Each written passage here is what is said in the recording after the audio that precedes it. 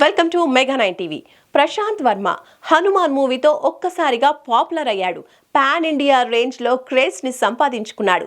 దీంతో టాలీవుడ్ హీరోలు మాత్రమే కాదు, బాలీవుడ్ హీరోలు సైతం ప్రశాంత్ వర్మతో సినిమాలు చేసేందుకు ఇంట్రెస్ట్ చూపిస్తున్నారు. అయితే ఎవరు ఊహించని విధంగా బాలయ్య వారసుడు మోక్షజ్ఞను హీరోగా పరిచయం చేసే బాధ్యతను తీసుకున్నారు ప్రశాంత్ వర్మ. ఈ సినిమాను అఫీషియల్ గా అనౌన్స్ చేశారు. త్వరలోనే సెట్స్ పైకి వస్తుంది అనుకుంటే పోస్ట్ పోన్ అయింది. అయితే ప్రశాంత్ వర్మ రానాతో మూవీ ప్లాన్ చేస్తున్నాడని తెలుస్తోంది. ఇంతకీ మోక్షజ్ఞ మూవీ ఏమైంది?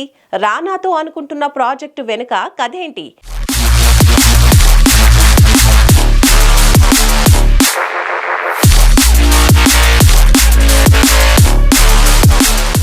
మోక్షజ్ఞతో చేసే సినిమాకు సంబంధించిన కథ రెడీ చేసి సెట్స్ పైకి వెళ్లడానికి ప్రశాంత్ వర్మ రెడీగా ఉన్నాడు. అయితే మోక్షజ్ఞ ఇంకా ఏ నిర్ణయం తీసుకోలేదట. ప్రస్తుతం విదేశాల్లో ఉన్నాడు.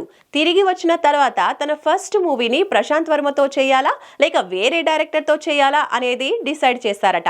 ఇక రానాతో ప్రశాంత్ వర్మ ప్రాజెక్టు విషయానికి వస్తే, రణవీర్ సింగ్ తో ప్రశాంత్ వర్మ బ్రహ్మరాక్షస్ అనే సినిమా చేయాలి అనుకున్నాడు. అనుకోవడమే కాదు, కథ చెప్పడం కూడా జరిగింది.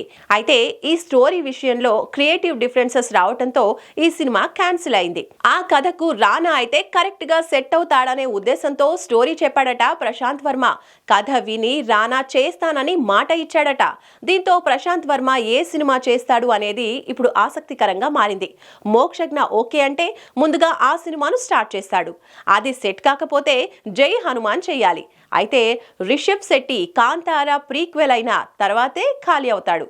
అందుచేత ఈ గ్యాప్ లో రానాతో బ్రహ్మరాక్షస్ చేయాలి అనేది ప్రశాంత్ వర్మ ప్లాన్.